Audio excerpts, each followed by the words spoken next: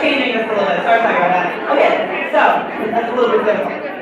Which group altogether can come up with the most of the interpersonal mementos together as a group in 30 seconds? 30 seconds. And go.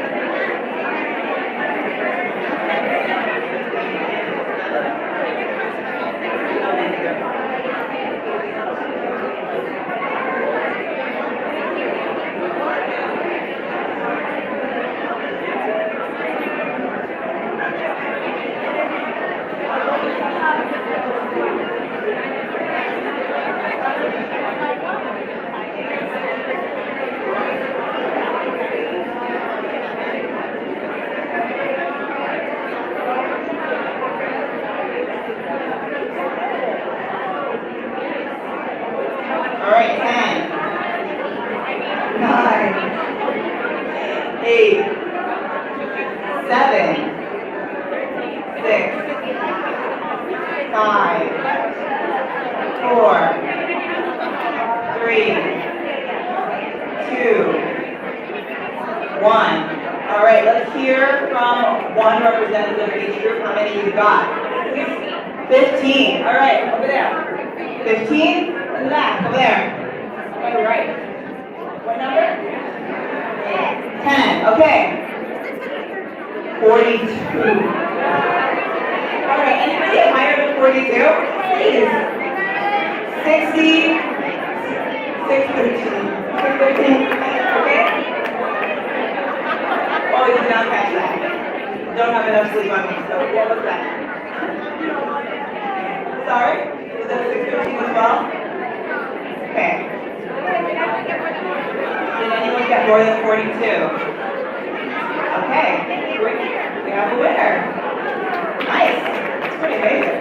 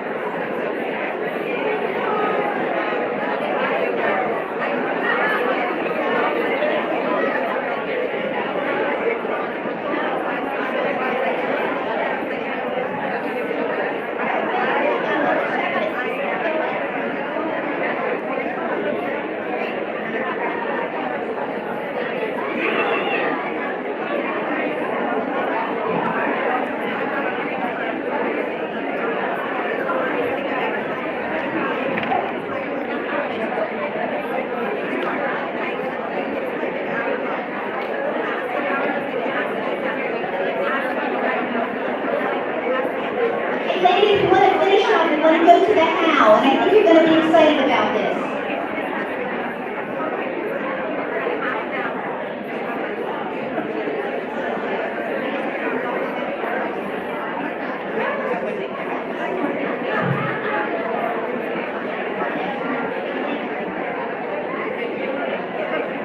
Okay, ladies, this is now.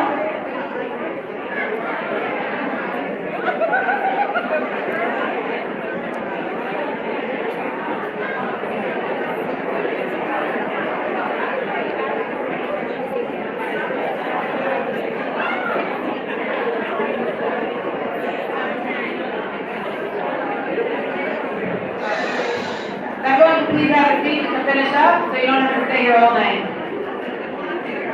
You want to? Oh, all right, Jenny. All right, Jenny, you want to stay.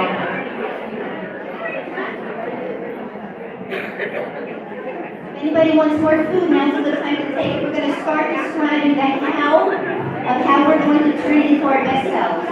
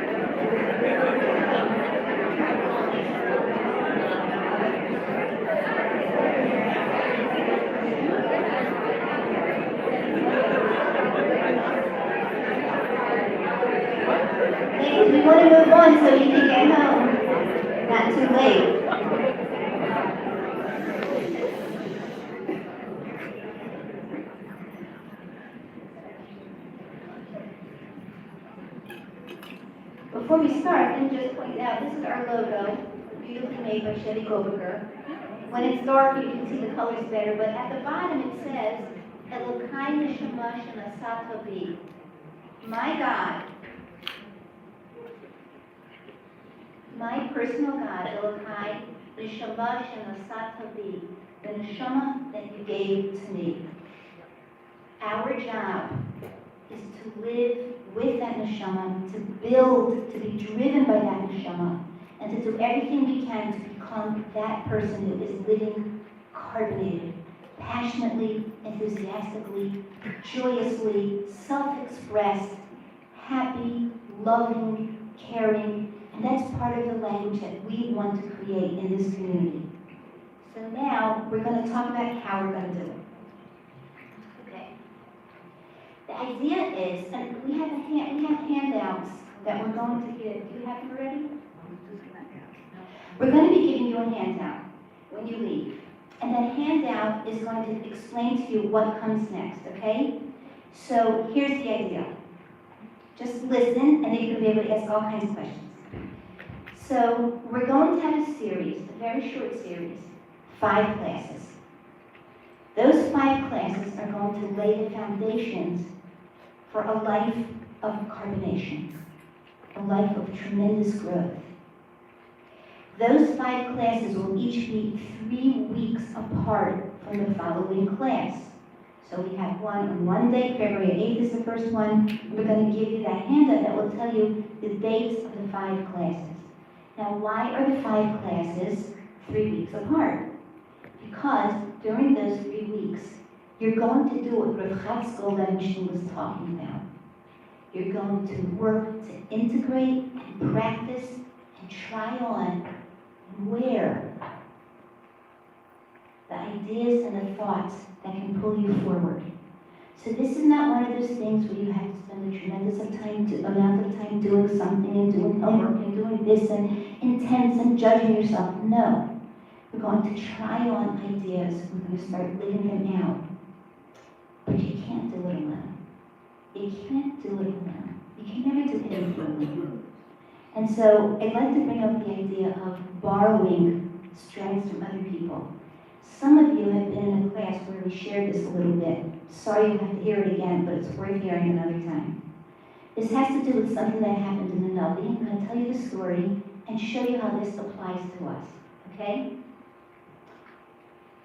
In the time of King Achab and his wife Izebel were very, very evil people. They tried to bring the whole Jewish nation to worshiping idols and forgetting about God. As a matter of fact, Izebel encouraged her husband Achab the king to find every single Jewish prophet and kill them. That there would be not one prophet left at all in the entire kingdom of Israel. And so there was a man who was a prophet himself. He was actually a convert, and his name was Obadiah. And he decided he's got to save some of the prophets. So he saved 100 prophets. He put 50 of them in one cave and 50 of them in another cave. And he found ways to feed them.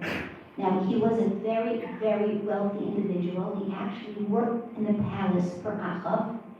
And he used his entire fortune to support these 100 prophets, 50 in one cave and 50 in another cave. And after a while, his fortune was gone. All this money had been expended on feeding these people. And there was a hunger that started, so it was even harder to find food for them. So what he did was, he went to Achab's son, Yehoram, and he borrowed money from him so that he could continue to pay to feed all of these prophets. Unfortunately, Obadiah died, and he left his wife and his 2 sons in deep debt. And Yehoram, who was an evil man, almost as evil as his father Achab, came to Obadiah's wife and said to her, "Your husband borrowed money from me, and he never repaid me. And I'm going to take your 2 sons, and I'm going to sell them as slaves. And that's how I'm going to get my money back." Now, obviously, this is not according to the Torah, not according to the Shulchan Aruch, which didn't exist then. But this is what she was facing. She had no money, she had 2 children, and she's going to lose them. She can't protect them from being taken by Yehoram. It just so happened that Elisha, the Navi Elisha, came to town, and she ran to Elisha, and she said to him, "You have to help me. I have no money left. You know my husband Elijah feared God. He saved all the prophets. You have to help me. What should I do? What should I do?" So he says interesting words to her, and he says, "Oy, ma e'esalach? What can I do for you? What can I do for you?" And he says, "Ma yesh lach babayis? What do you have in the house?" Because any time you're going to make a miracle, you want to make it as little noticeable of a miracle as you can. So he's trying to figure out, how can I help her? We'll have to make some kind of miracle, but let's start with something that she does have. So she said, "I have a little container of oil." So he says to her, "Lechi sha'ali lach kelim b'chutz me'es kol shchenayich." Go and ask for vessels, borrow vessels min hachutz, from out there, from all of your neighbors. And so she went and she collected pots and bowls and cups and anything possible, the biggest vessels she could possibly get. And she brought them into her house. And he said, "Close the door when you have all the vessels. Take the little jug of oil that you have and start pouring it into all of the vessels. And you will have so much oil that you'll be able to pay off your debt to Yehoram, and then you'll have enough to live on." And that's how it was. Now it's very interesting if you look at the words in here. Number 1, ma yesh lach babayis. You're in trouble. Life is hard. What do you have inside of you? What resources do you have? What strengths can you pull on? Let's first get you to be the best that you can be, to stand up to this, to transcend this challenge. Step number 1. Step number 2, which was brought to my attention by my older sister, Aviva Aleh Shalom, who was very smart and very wise. And she pointed out, he says, "Lechi sha'ali lach kelim min hachutz me'es kol shchenayich." Go find vessels from your neighbors, from out there, because you can't do it alone. We all need each other. I need your kelim. You need some of my kelim. We all need each other's kelim. So when we pull the best out of ourselves and we strive and we try and we say, "I'm not getting anywhere. It's not working. I'm not being who I really want to be. But could you help me out? Can I borrow your strengths? Can I borrow your strengths? Can I borrow your strengths?" And they'll help me to build on what I already have inside of me, my own resources, my character, my strength, my belief, my trust, my resilience. But I need you. And I'll illustrate this for you. I had this idea, this vision, for a long, long time, to galvanize the women in Atlanta. Pure, beautiful, searching, lovely women. All from different backgrounds, all in different places in their lives, but beautiful, strong women. How can we galvanize ourselves to make a difference? And to pull in maybe from other communities, and to let this togetherness morph into really great things. So I brought this idea, and I talked it over with someone. I talked it over with Elisha Storch. And she said, "Wow, that's something I really believe in. Let's try to make it happen." And she called together a group of people. And this group of people made this beautiful evening. The beautiful arches, the popping, the carbonated tablecloths, the soda streams, the carbonated drinks, the beautiful salads. People came and cooked and did and worked. This didn't happen by itself. It happened by borrowing each other's kelim. And we had, just to tell you some of the people who helped with the cooking and the setup and the ideas of Diana Cohen and Hannah Engelhard, Ella Baines, Yuri Samberg, Elena Hertzberg, Tova Zenworth, Tamima Purton, Tamima Orat, Shep Goldberger. All of these people contributed so that we could be here tonight talking about our purpose in this world and how we can try to achieve that purpose in a happy, loving process. That's how it works. So this is what we're going to try to do. Because we can't do it alone, each one of us in the 3 weeks between the classes will be part of a chavurah, part of a group of people. Now, a chavurah can be anything from 2 people to 6 people. And the job of that chavurah is going to be different for each chavurah because you each choose how you're going to do it. So let's say you're in a chavurah and your group says, wow, I'm really hyped about this. Can we meet once a week for 3 weeks? And people in the chavurah might say, yeah, that's a great idea, but what do we do when we meet? So they'll say, well, we could take our binder that has all those sources, and it has strategies and ideas and tips and research in the brain, all that kind of stuff. We can get together and we can talk about it, and then we can try on some of the ideas that were given in the class, some of the attitudes, we can talk about it, and then we can go home and try to live it out, and then we can just hold ourselves accountable. We could WhatsApp each other and say, I did it today. I spoke so lovingly to my family, and I told my kids it's okay to make mistakes, and whatever it is that you're working on.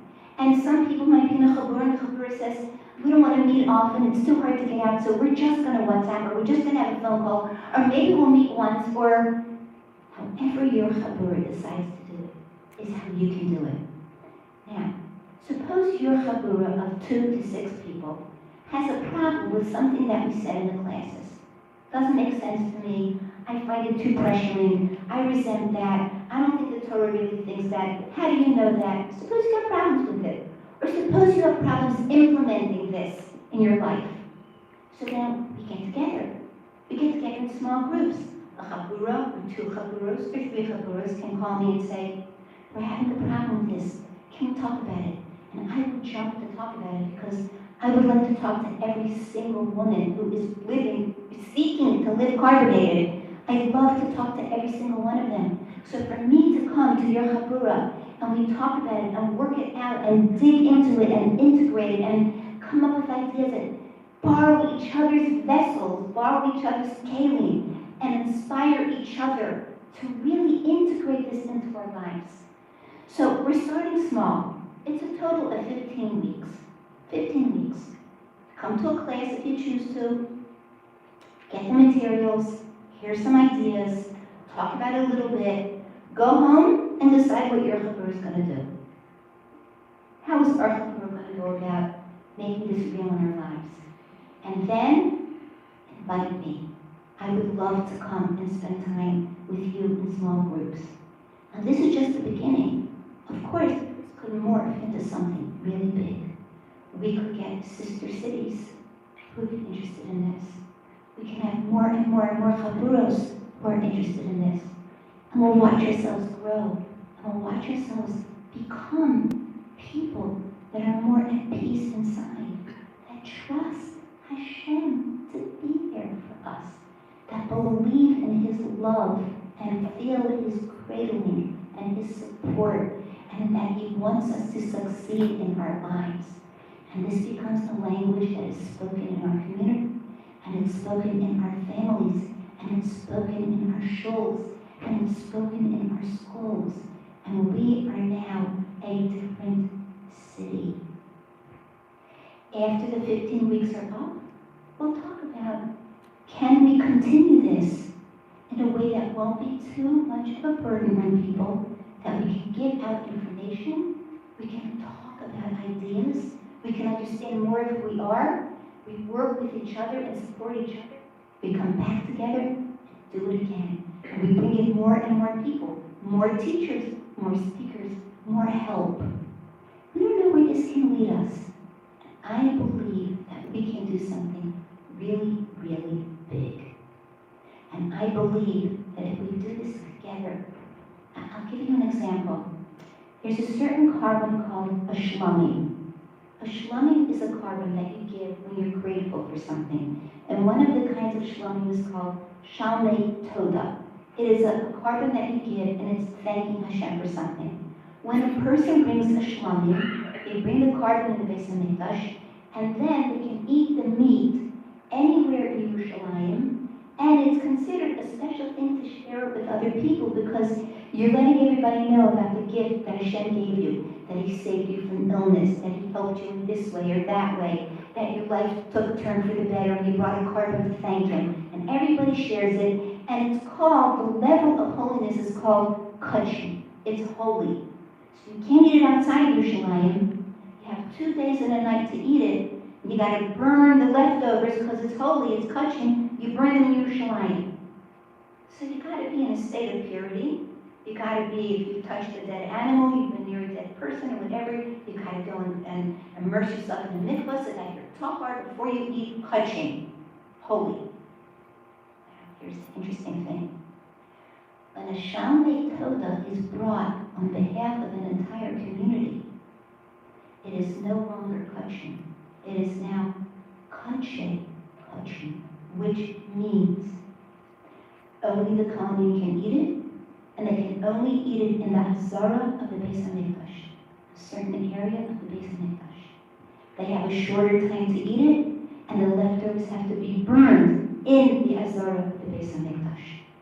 Nobody else can eat it. It has become a higher level of holiness because it's on behalf of the whole community. Now I ask you, if we commit to coming together and working together and helping each other and being dependent on each other and being somewhat vulnerable. I'm not talking about bearing your breast and your deepest, darkest secrets in the chavurah. I'm talking about sharing the challenges that we all share and talking about them and helping each other to overcome them. What do you think Hashem's response will be? It's unlimited. We have no idea where this will go. We have no idea how much we will grow. So I'm asking you to consider being a part of this. And I would like to answer any questions you have about the idea, the program, the understanding. Hashem gave each of us a unique neshama and a unique role in this world. The more we try to achieve it, the more we live carbonated, aware, excited, passionate, the bigger we're going to become. And I believe that we can transform this entire city. So, we're going to give out the handout. You know what? Let's give it out now, and then you can ask questions. Ask if you're confused, if I haven't explained this enough. Please, let's ask questions. Who wants to start? Yes. Okay, so you're going to get this handout, and it has a link to an online chavurah questionnaire. Let me give you an idea of the kinds of questions that you'll fill out to make sure you join the proper chavurah for you. Okay? Here's the thing. You can be part of a chavurah that you already have already. Some people already have chavurahs. There are people who have been studying with little groups for a long time. You can keep that same chavurah. You don't have to change it. You might want to join, if you're a young mother with little kids, you might want to be part of a chavurah with little kids. If you're someone who wants to join a chavurah with a diverse group of people, you can join that chavurah. If you're a textually minded person who wants to go over the text and maybe add some of your own, you can join a chavurah like that. Look at the link on your page. You go to the link and you fill out what kind of chavurah you are interested in joining. We will have people who will call you if you request it to help you find a chavurah that you will enjoy.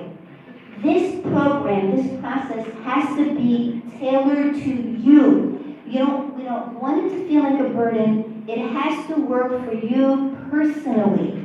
And that's why we have these questions and we have people that you can talk to about joining a group that's like-minded or maybe not like-minded, depending on what works for you. That was a very good question. Somebody else. Give me your reactions here. Rachel. Everything will be recorded. And we'll put the materials online too so you can get them. More questions, comments, concerns, rebuttals. What are you thinking? Let me hear what you're thinking. Somebody. Chava.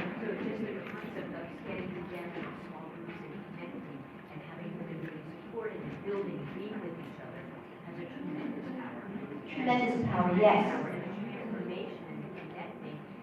Listen to what Chava's saying, it's worth hearing. Could you stand up and say it louder? So just the power that women have and the power of women in a group and connecting and having a group of 6, and in some ways like I would say having groups more than just 2, like that's that because one of the things that people always talk about, especially post-COVID, is not feeling connected and we're alone and this and that. So just hearing Reverend Sullivan started this idea of then taking having 5, 6 women together and creating connections on a regular basis has a transformational power. And when as women, we've always had that, but we don't always use it. So just the format and the consistency of WhatsApp, or ideally, I would throw in, just ideally getting together. Right. In that, just would strengthen and empower so much greater what taking the idea that you're starting and setting, like, one person every now and then. But if you really run with this and We try run. to take it, the whole community of connections, and people drummer, I don't feel connected here, I don't feel connected there, and just taking the brilliance of the small groups and then getting together every 3 weeks all together, and then there's a common language, almost like when we're talking here about when they do Dafyomi, anytime we can talk about to anybody else. But then there's a common language that any woman at shul or at carpool or picking up or you see in the street, like, you're working on this too, what's your culture? Right, Exactly. exactly. It's a whole interconnected, network where you see the brains going. Right. If we do this, I don't want to sound corny or anything, but when you do things as a group, you get direct help from heaven.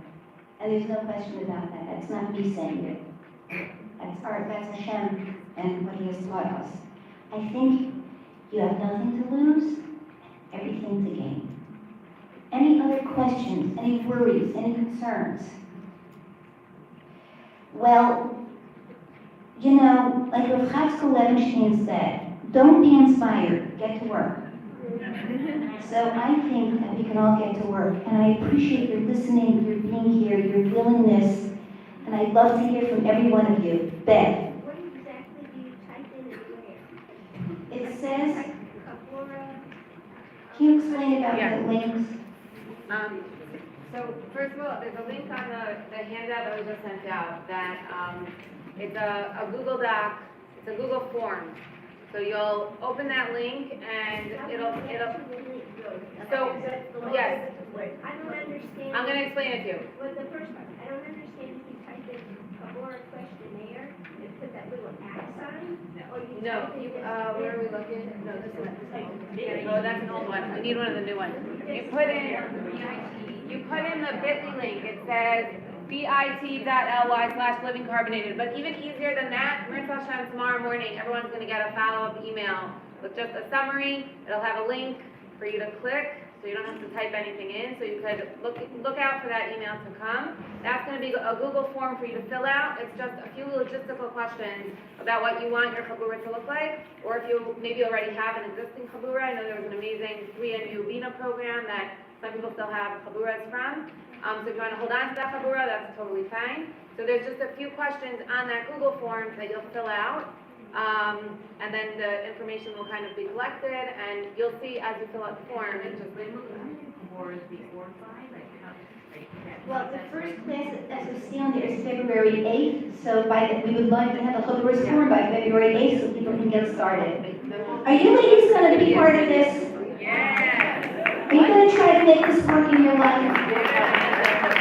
Are you going to try to help the Jewish people? Are you going to try to be closer to Hashem? Are you going to try to bring bracha and happiness into your life? Are you going to try to live a life of love and self-expression? Good. Thank you so much for being here, for listening, and thank you all of those who helped to make this night happen.